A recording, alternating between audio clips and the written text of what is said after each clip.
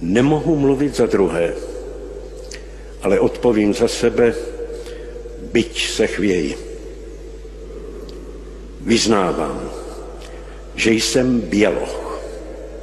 Uznávám odlišnost lidských ras a tudíž lidskou důstojnost všech, ale odmítám zčernat či zežloutnout a změnit proporci a barvu svých očí.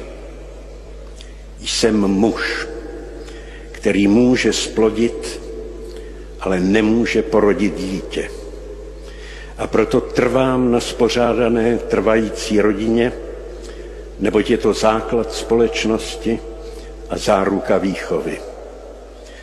Trvám na tom, že muž a žena jsou odlišní ve stavbě těla i biologické funkce, že žena je slabší a vzácnější než muž, který má chránit, milovat a vážit si ji.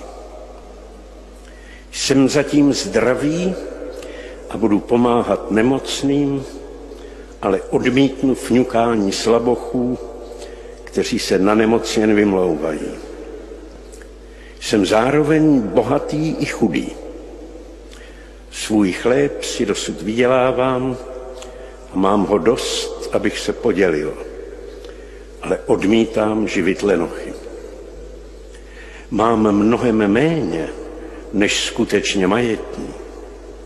Nezávidím jim a radoval bych se, kdyby svůj majetek užívali rozumně. Jsem Evropan, protože jsem Čech. Narodil jsem se českým rodičům, vyrostl v české zemi a beru vážně bídu, strašlivou bídu i slávu svého národa. Proto se odmítám rozplynout v bezduché uniformitě konzumní multikultury. Jsem křesťan, uctivý k lidem jiného náboženství či názoru a vím s určitostí, že se jimi budou řídit v celém svém jednání. Ale hlásím se pevně ke svému křesťanskému bohu a řádu, který stanovil, protože je moudrý, spravedlivý a k lidem soucitný. Jsem člověk, vděčný za své lidství a hrdý na svou tvář. Jsem člověk. Jmenuji se Petr Piďha a nejsem 380-326/038 rodné číslo, ani 372-2/015 identifikační číslo oprávnění, ani PIN, ani VIPN, ani jakékoliv jiné číslo.